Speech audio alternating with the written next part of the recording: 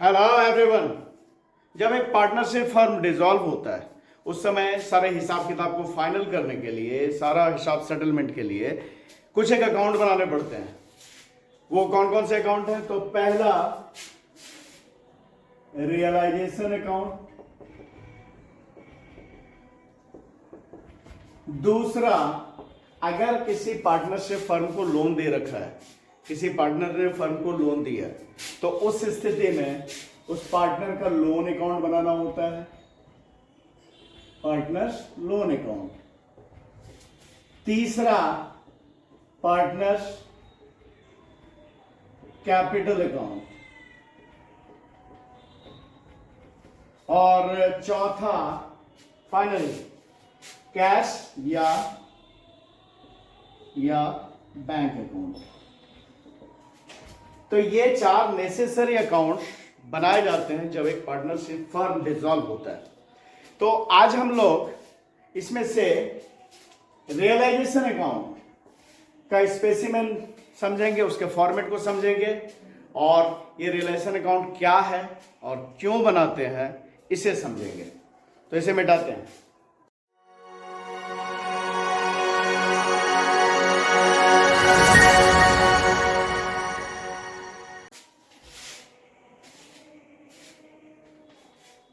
तो क्या समझना है हमें? Realization account. तो जैसा कि हम सबको पता है कि जब पार्टनरशिप फर्म डिसॉल्व होता है तो जो भी सारे एसेट्स उसके बचे हुए होते हैं उन्हें बेच दिया जाता है, और जितने भी सारे लायबिलिटीज हैं उनका पेमेंट किया जाता है। तो ये जो एसेट्स का बेचना और लायबिलिटीज का पेमेंट करना, ये सारा इस रियलाइजेशन अकाउंट में रिकॉर्ड किया जाता है।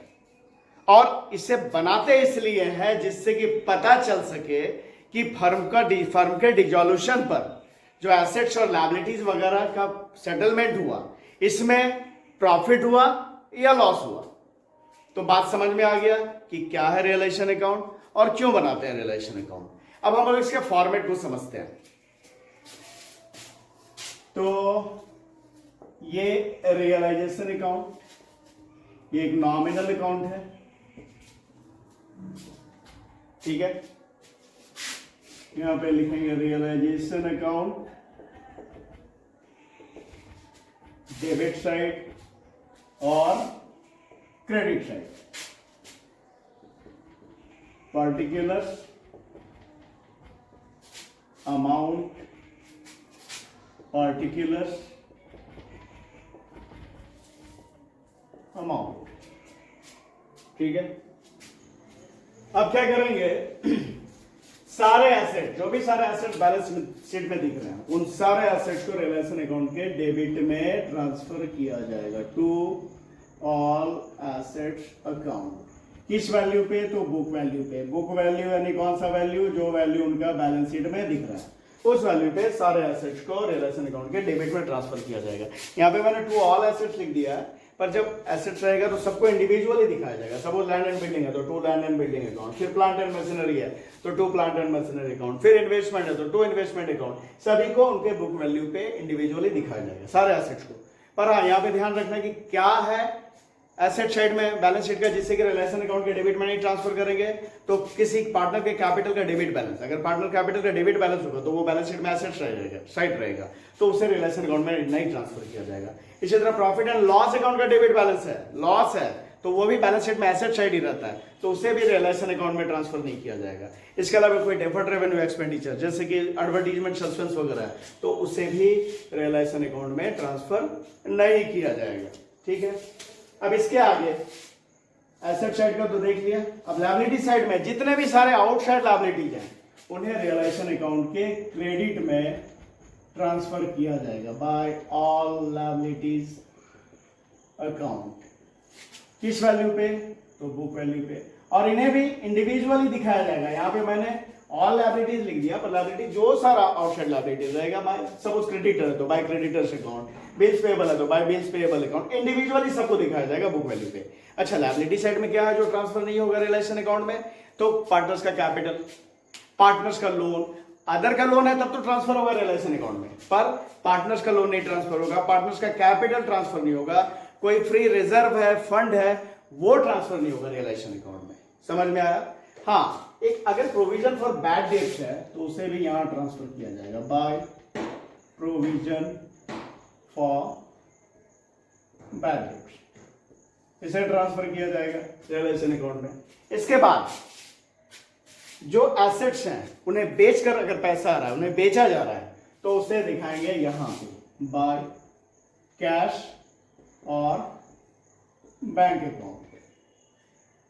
रियलाइज एसेट सोल्ड या रियलाइजेशन फ्रॉम एसेट्स, एसेट्स को बेचकर जो भी पैसा आया उसको इस तरफ दिखाया जाएगा बाय कैश और बैंक। रियलाइजेशन फ्रॉम एसेट्स समझने के लिए लिख दिया, ठीक है, जो भी पैसा है।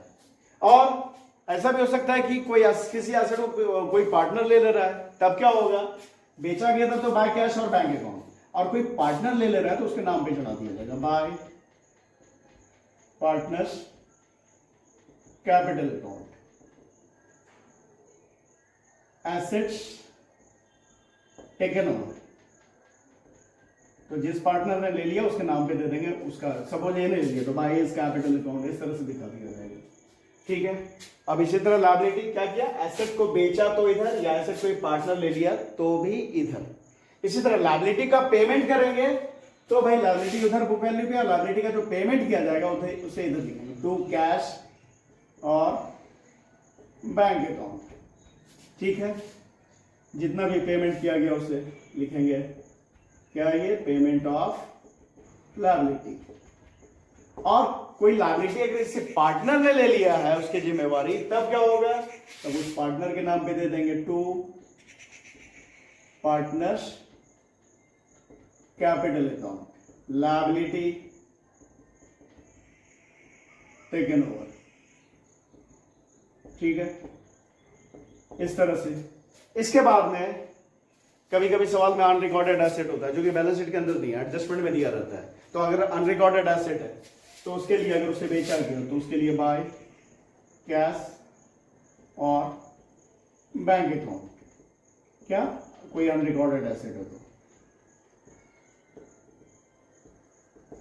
ठीक है। और अगर उस अनरिकॉर्डेड एसेट को किसी पार्टनर ने ले लिया तो उसके नाम पे दे देंगे bye partners capital account, unrecorded asset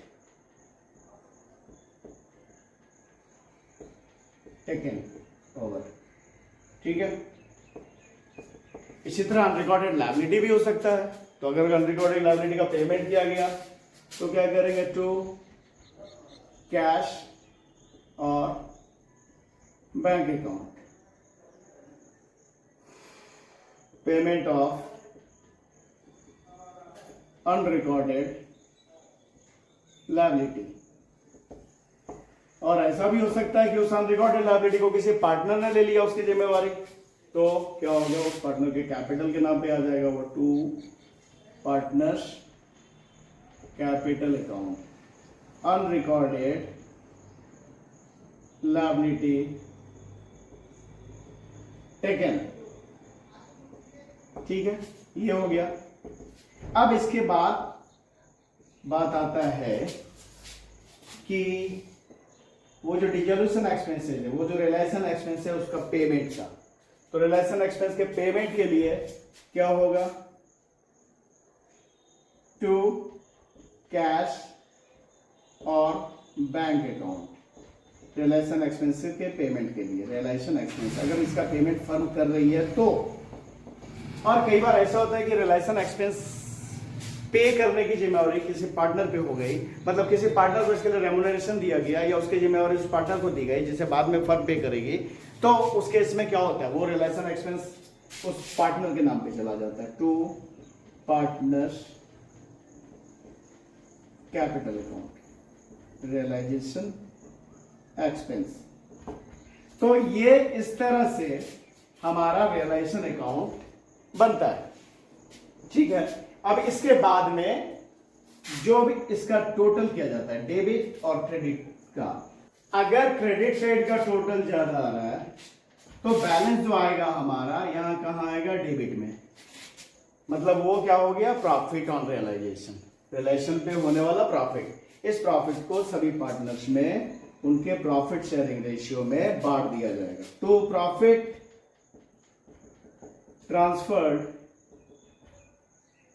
to capital account. जो भी पार्टनर है, सपोज ए है, बी है, सी है, तो सभी के बीच उनके प्रॉफिट शेयरिंग रेशियो में बांट दिया जाएगा जो भी प्रॉफिट आएगा। ठीक है, अगर क्रेडिट ज्यादा हुआ तो बैलेंस जो यहां आएगा, और अगर डेबिट ज्यादा हुआ तो बैलेंस हमारा यहां आएगा।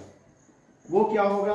वो लॉस होगा, उसे भी पार्टनर्स में उनके प्रॉफिट शेयरिंग रेशियो में बांटा जाएगा। तब क्या लिखेंगे? By loss transferred to capital account. क्या है? ए, सपोज ए है, बी है, सी है, उनके बीच में उनके प्रॉफिट शेयरिंग रेशियो में बांटा जाएगा। तो समझ में आया कि अगर क्रेडिट ज्यादा हुआ तो बैलेंस हमारा आएगा डेबिट में, वो प्रॉफिट होगा, उस प्रॉफिट को पार्टनर्स में उनके प्रॉफिट शेयरिंग रेशियो में बांट दिया जाएगा।